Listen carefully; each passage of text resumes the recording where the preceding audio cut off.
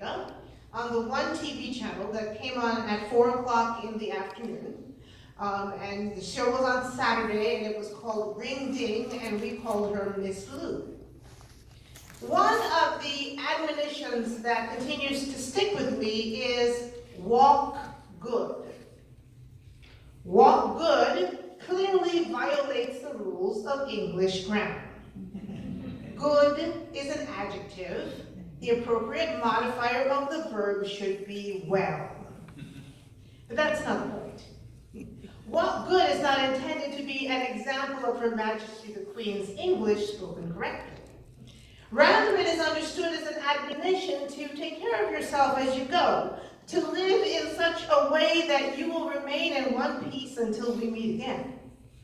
The admonition takes similar forms in other parts of the world. In Zulu, for instance, South Africans say hamba kali, go well. In whatever language we choose, walk good has nothing at all to do with one's mode of transportation. It could be said to someone leaving on a bicycle or a motorbike or in a bus or a car. Walk good is an admonition to the person leaving to live their life well.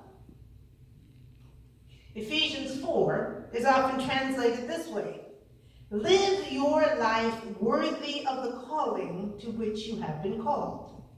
But live your life is really the verb to walk. So like a good Jamaican proverb, Ephesians 4 begins with the admonition, walk good. The Ephesians are admonished to walk in such a way that when people come across them, they know, without you saying it, that they have been called and adopted and named and exalted by that very same big God we talked about last night. But how exactly does one walk good? Well, the author of Ephesians has several suggestions, and we don't have time to hear all of them tonight.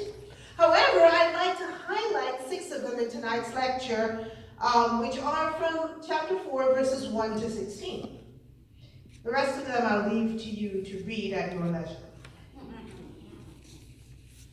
Now, before I get into these 6 ways of walking good, let me be candid.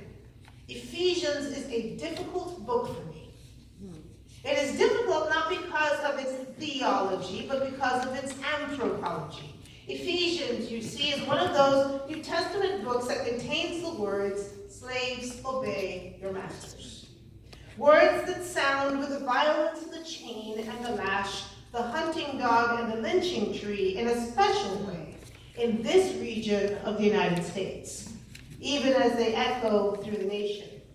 So before we talk about walking good, let me make 2 important caveats. First, the Ephesian churches were, as I said yesterday, very small churches in a very big city. Most of their members would have had little power. None would have had the power to upend slaveocracy. That would neither have been practical nor safe. Slave rebellions ended on crosses in the Roman world, and such behavior would likely have extinguished these little churches. So my first caveat is that the author of Ephesians exercises a certain amount of prudence in not simply advocating against the practice of human enslavement.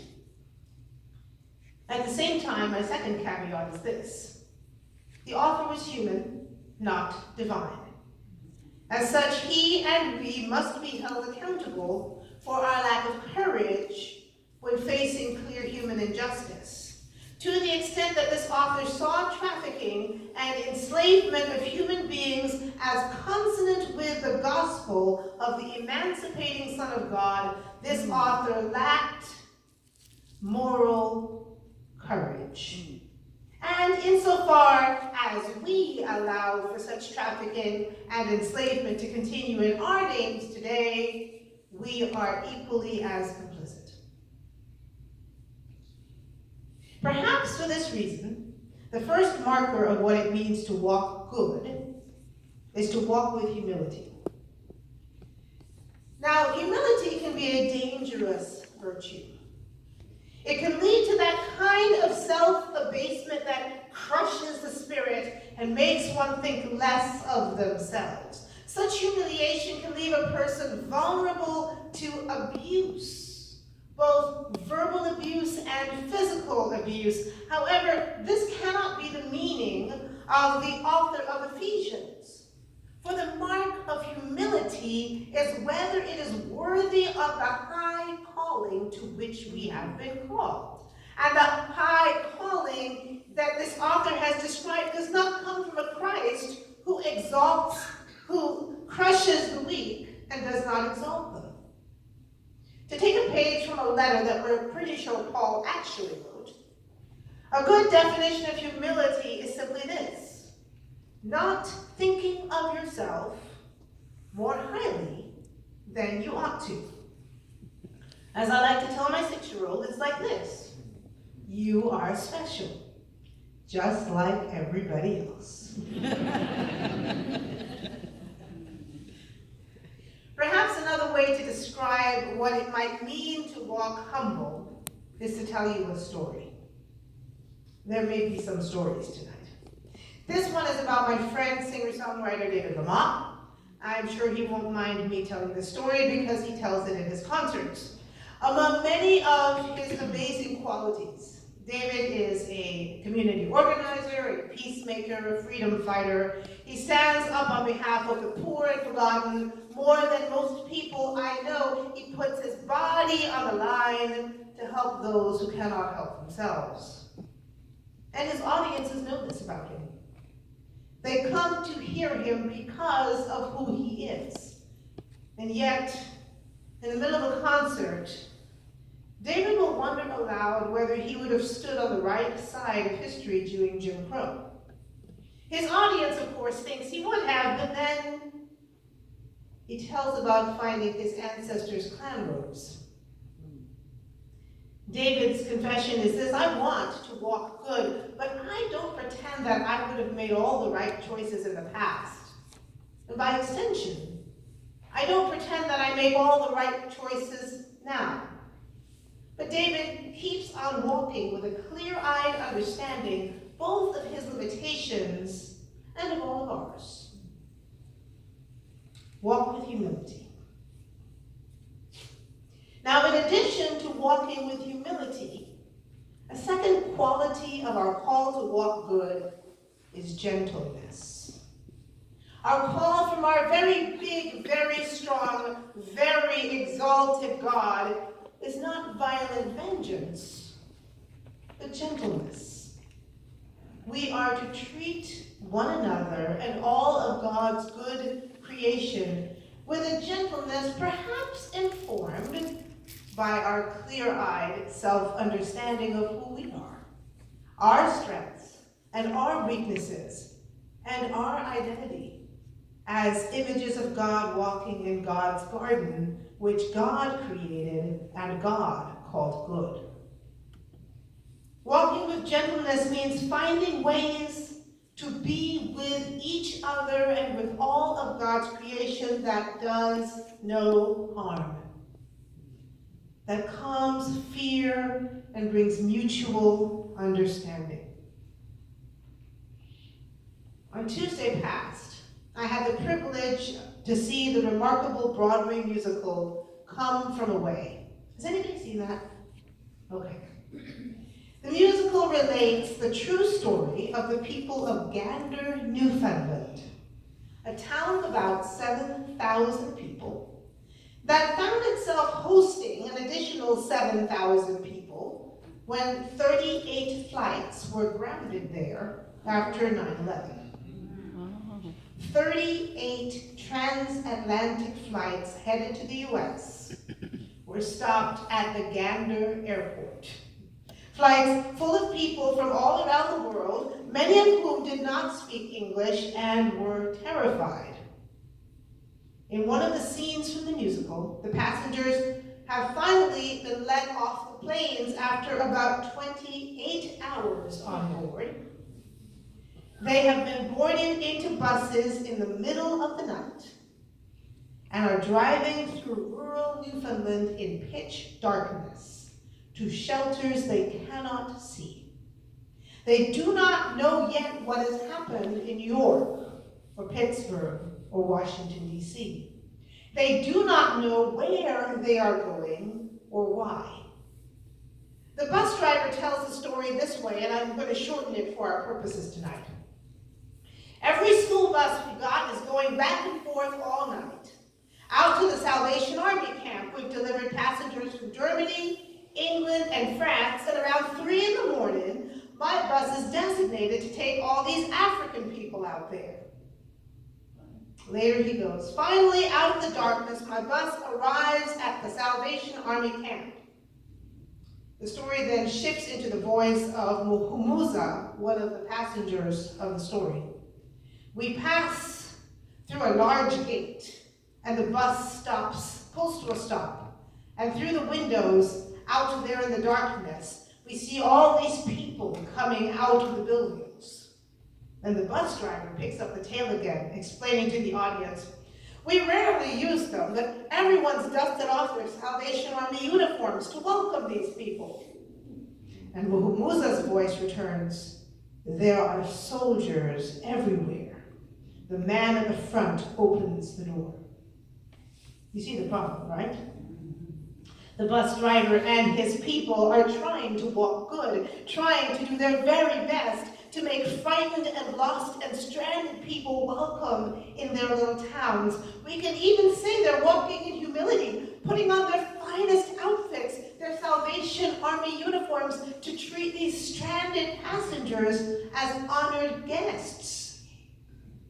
But in the pitch black of 3 a.m., after 28 hours aboard a plane and no idea of what has been going on in the world, Muhumuza and his fellow passengers are terrified, and all they can imagine is that they are entering an armed camp filled with soldiers.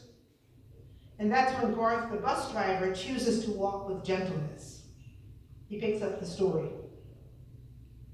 I say, here you are, out you go. But he doesn't understand, and he's not getting off. None of them are. But then I notice his wife. Well, she's clutching a Bible. Now, obviously, I can't read it, but their Bible, it'll have the same number system ours does, so I asked to see it, and I'm searching for something. And then in Philippians 4:6, I give them their Bible, and I'm pointing and saying, look, Philippians 4:6, be anxious for nothing.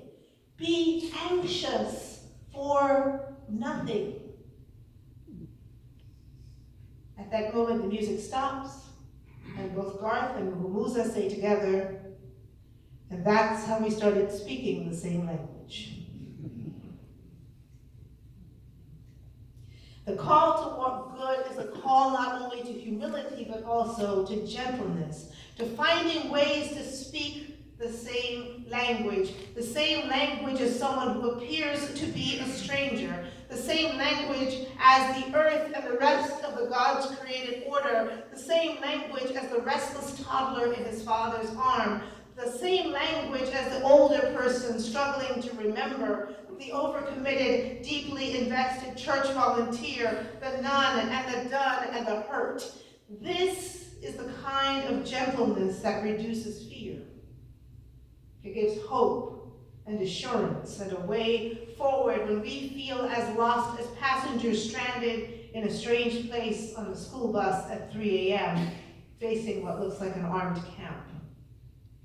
Walk good, walk humble, walk gentle, speaking the words of angels, fear not.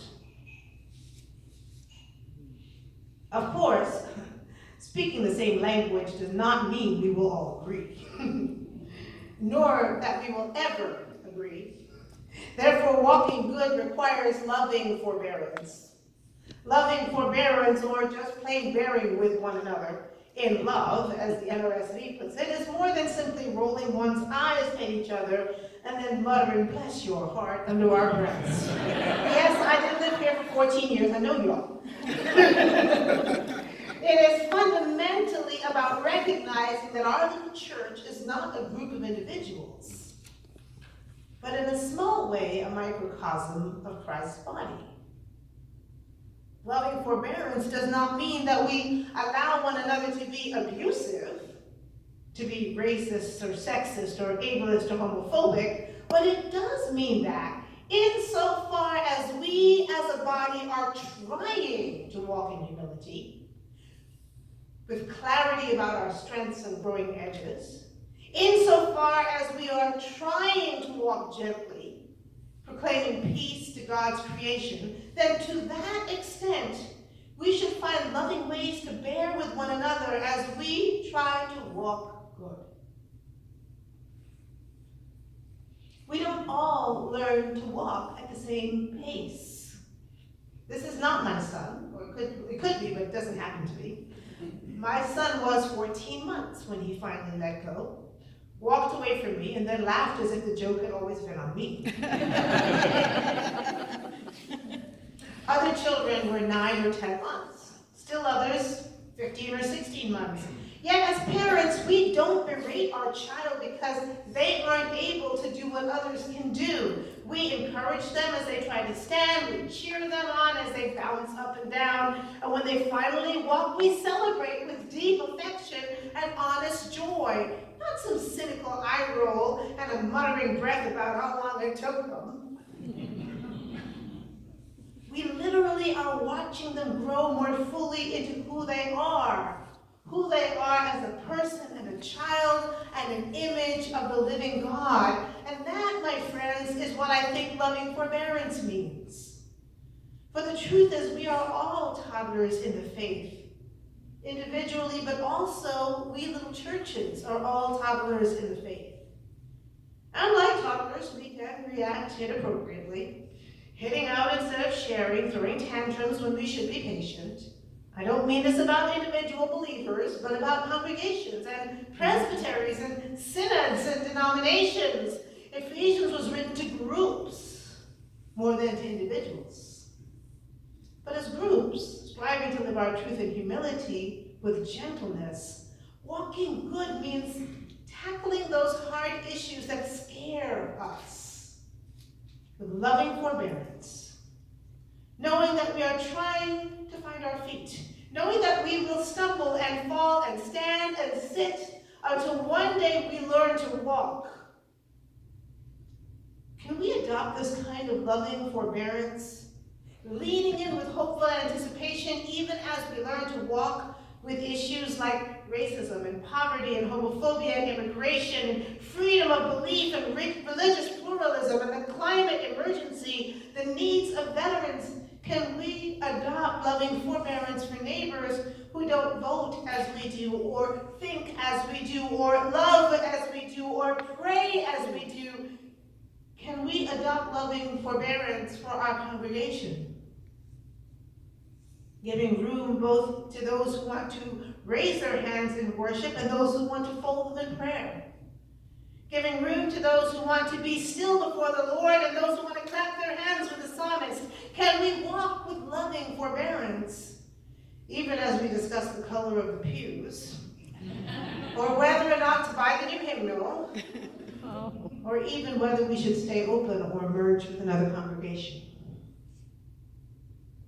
Can we live with loving forbearance even with those who left, declaring they could not live with us? See, this call to walk good is not an easy call, but it is the call of the gospel. Now, I promised you 6 ways, and we've gotten through 3, but let me stop there and allow you to respond to what I've said so far.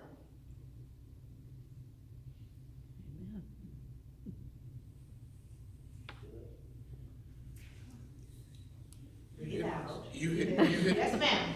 Okay, so I will remember walk good for many, many, many years. The poor English, as you pointed out, poor English walk good and what it means. So, thank you. You're welcome. I think you hit the nail on the head without what we're afraid to say out loud, because some of the things you talk about, we do worry about the wrong things, the silly things, the material things that are immaterial to God. Because that's not what we're called to worry about, because we don't need a building to do his work. But we think that's the most important thing in the world. Well, and the other part of that is leaning in to watch the growth of the church as we figure stuff out for ourselves. And that after 12, 13, 14, 20 committee meetings of, and we finally get to that aha moment, the response needs to be, wow, not, finally. Loving forbearance says, we have been waiting for you to do this, and you've been trying, and you got it, and we're so excited, and look how God is moving. It's not, well, it took you long enough. Bless your heart. One of those untranslatable phrases from the South. Yes, sir. As I listen to you, I'm thinking that learning to walk good is learning to see Christ in every other person. I think that's exactly right. Learning to walk good is to learn to see every person as a walking image of God. And that is not easy. I'm still working on that. Yes, ma'am. I also ever hear your walk good in conversation with Congressman John Lewis's charge that he always gives to young people, make good trouble. That's right. Make good trouble. Walk good. Mm-hmm. Yes, sir. Near the end, when you were talking about walking with forbearance, even with those who have walked away, it also struck me that there are times when we have to be the ones to walk away. Mm-hmm. And that's a wonderful model for ecumenical relationships when at a denominational or interdenominational level, we aren't playing nice. That it's okay that we're walking slightly separate ways in many, because sometimes we have to do that. Right. To stay faithful to ourselves. Right. But that doesn't mean that we can't walk with forbearance. That's right. And trust that God's big enough where maybe we'll both find our way back together again, yes. You know, I remember in the days when we were fretting about the possibility of conflict in the Presbyterian church over whatever the issue was at the time. And, and I said, you know, you do really need to read the Acts of the Apostles again. There are so many splits in that book. And it is still the story of the church. And it is still good news. You know, when a cell splits and divides, it becomes two cells. But then each of those cells split and divide, and they become two cells. And they split and divide, and you know what happens? A multiplying of cells. It'll be all right. Let's go on. Let's turn now to 3 more ways that the author of the Ephesians calls us to walk good. First, we're called to unity, to walk together. This call is not a call to uniformity. Indeed, mistaking unity for uniformity contradicts the call to walk in humility and gentleness and loving forbearance. Walking in unity, or making every effort to maintain the unity of the Spirit in the bond of peace, fundamentally means remembering the creed that has been the theme and centerpiece of this weekend. There is one body and one Spirit, just as we have been called to the one hope of our calling, one Lord, one faith, one baptism, one God and Father of all. The creed does not eliminate our need for self-examination as congregations, nor our need to practice peacemaking, nor our need to bear with each other in love. To the contrary, only when we are willing to walk with humility, gentleness, and loving forbearance can we ever hope to maintain the unity in the bond of peace. But what is that unity? The unity in this passage does not eliminate differences of opinion, or theology, or interpretation. This unity does not eliminate our different experiences or stories or fears. This unity does not erase our histories or the traumas with which we have lived generationally. But in the midst of our difference, our experiences, our sometimes painful histories, We walk good, remembering that we are all God-breathed and that God's breath flows through us. And that Spirit which binds us together as a body. Not because we are uniform, not because we agree, not because we have somehow eliminated the need for truth-telling, but because in the midst of it all, God is one. In the midst of it all, Jesus Christ is one. In the midst of it all, we all confess the same faith. We are all reborn through the same waters. As we say at the Lord's table, we who are many are one body, for we all share in the one bread. To walk good, then, is to walk as though, even in the midst of our differences, we are co-conspirators. Co-conspirators, conspiring, conspirare, breathing Spirit together. We cannot walk if we cannot breathe.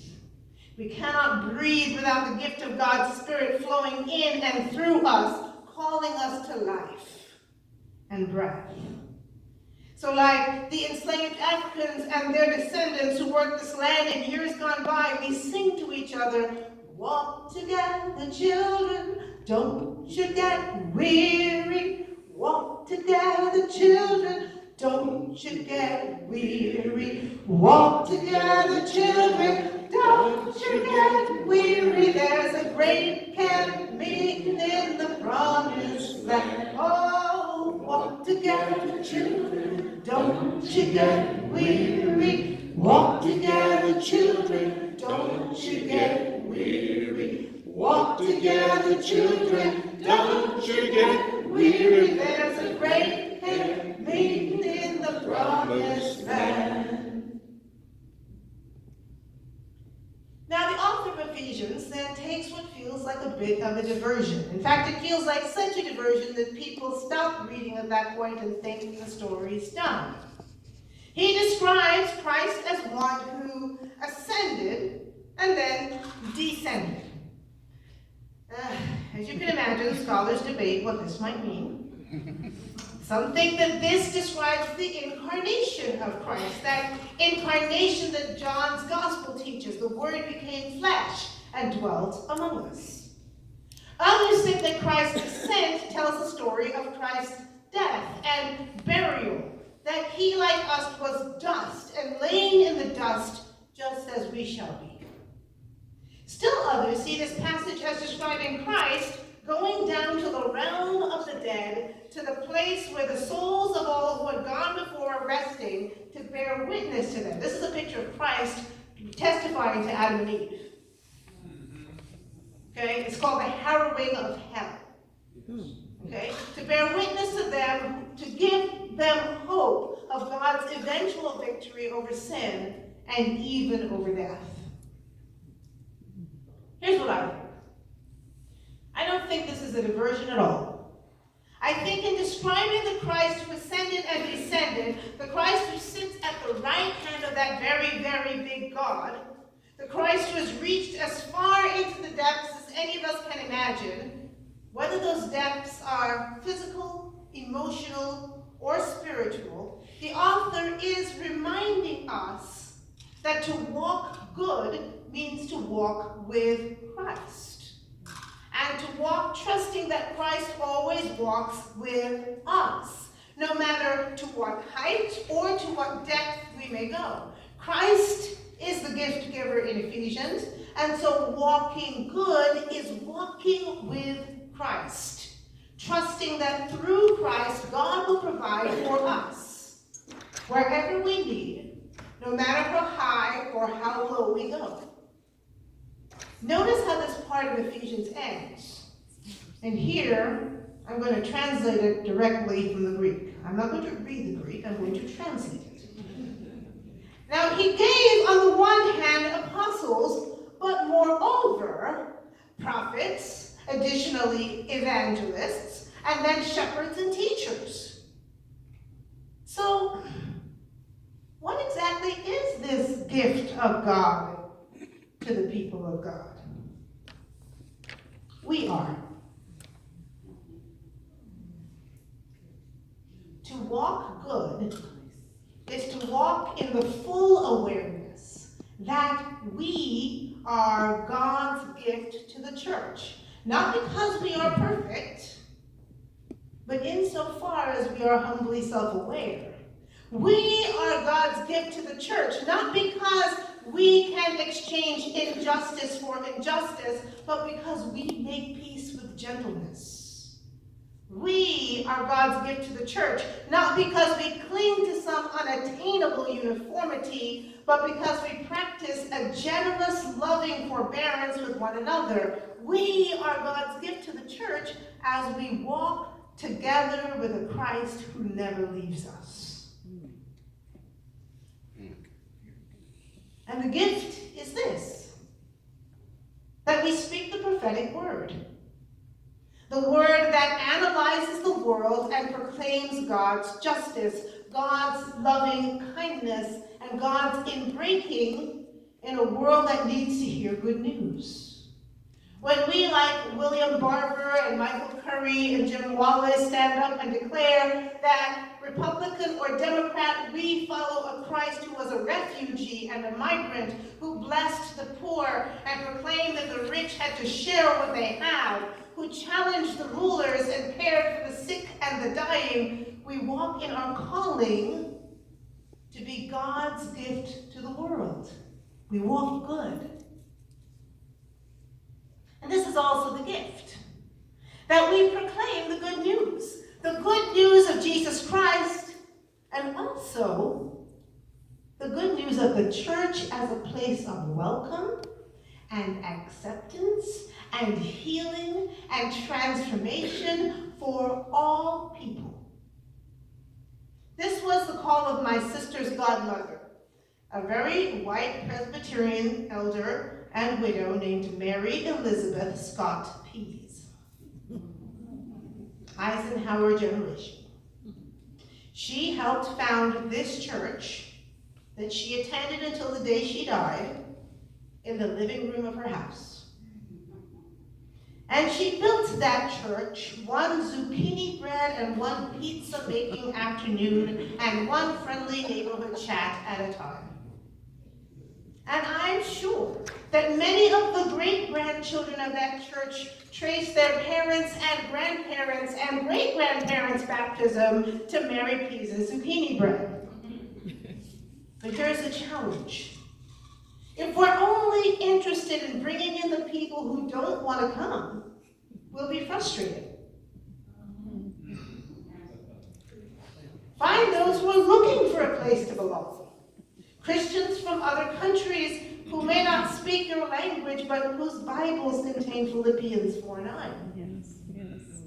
Children of the church who have run away from home because church has become abusive and painful, but who desperately love Jesus. Dreamers who don't want to believe, but want to belong to a community that makes a difference. Those who may not be mentally normative, but just need a safe place to rest. You know a little black Presbyterian church in, disconnected. Oh, no. There it is. A little black Presbyterian church in Marin City, California, once welcomed in a high, drugged-out white woman. She didn't look like them. She didn't act like them. She sat in the back and didn't say much to anybody for a long time. But that little black church, that little black Presbyterian church, loved her back into health